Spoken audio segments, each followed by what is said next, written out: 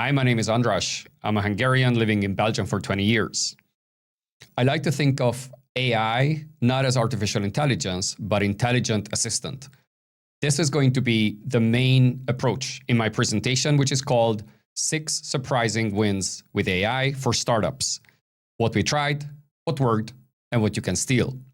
And this is based on 3 decades of experience working with computers. I was 12 when I won a Commodore 64 coding competition. And I've been experimenting with AI ever since it became mainstream. But I have a business that I have been running, scaling, and building for 19 years. And this is the experience and perspective that I want to bring: how to use AI for startups, scale-ups, and other businesses. There are a lot of counterintuitive ways of looking at it, and there are amazing use cases, which I hope to share with you and contribute to your success. Thank you so much for having me at the conference, and I really look forward to meeting you.